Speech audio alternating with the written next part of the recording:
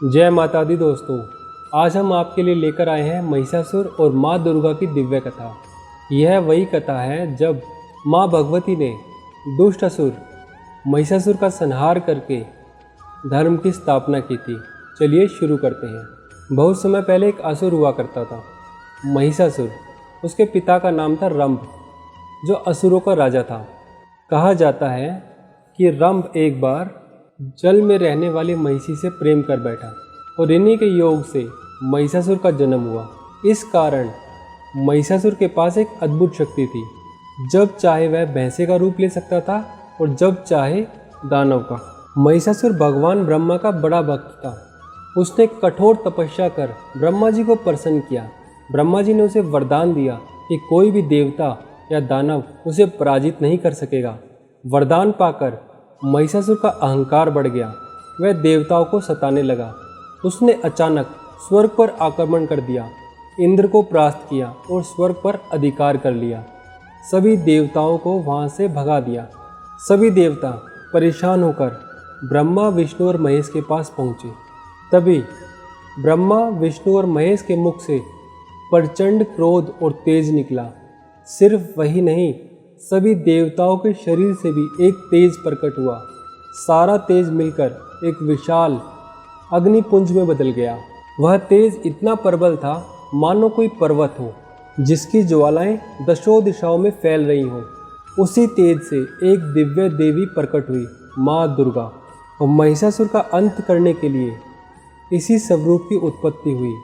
इसीलिए इन्हें महिषासुर मर्दनी भी कहा गया। जब माँ दुर्गा प्रकट हुई तो सभी देवताओं की प्रसन्नता का कोई ठिकाना नहीं रहा। उन्होंने अपने अपने दिव्य अस्त्र शस्त्र माँ को अर्पित किए। भगवान शिव ने त्रिशूल दिया, भगवान विष्णु ने चक्र, इंद्र ने अपना वज्र, सूर्यदेव ने अपनी तेज से बनी तलवार, ढाल और दिव्य शेर माँ को अर्पित किया। विश्वकर्मा ने अभेद कवच और कई अद्भुत अस्त्र दिए। इस तरह माँ दुर्गा अनेक भुजाओं में शस्त्र धारण कर सिंह पर आरूढ़ होकर युद्ध भूमि की ओर बढ़ी। राक्षसों ने अपने सारे अचूक अस्त्र शस्त्र माँ दुर्गा पर चलाए, लेकिन माँ दुर्गा ने उन सभी को ध्वस्त कर दिया। उनकी प्रत्येक गर्जना से राक्षस भयभीत हो उठे। उनके शस्त्रों की मार से असुरों की सारी सेना धराशायी हो गई। अंततः महिषासुर स्वयं युद्ध भूमि में उतरा। कभी वह भैंसे का रूप धारण करता, कभी मनुष्य का, कभी दानव का, कभी हाथी का और कभी पर्वत जैसा विशाल तो कभी छोटा सा। लेकिन माँ दुर्गा ने अपने त्रिशूल और शस्त्रों से उसका भी संहार कर डाला। लंबे और भयानक युद्ध के बाद अंततः महिषासुर का अंत हो गया। महिषासुर का अंत होते ही तीनों लोकों में शांति छा गई। देवताओं ने आकाश से पुष्पों की वर्षा की। सभी ने माँ दुर्गा को प्रणाम किया और उन्हें महिषासुर मर्दनी की उपाधि दी। इस कथा से हमें एक गहरा सबक भी मिलता है। चाहे बुराई कितनी भी शक्तिशाली क्यों ना हो, अंत में विजय हमेशा अच्छाई और धर्म की होती है। अहंकार और अत्याचार का नाश निश्चित है।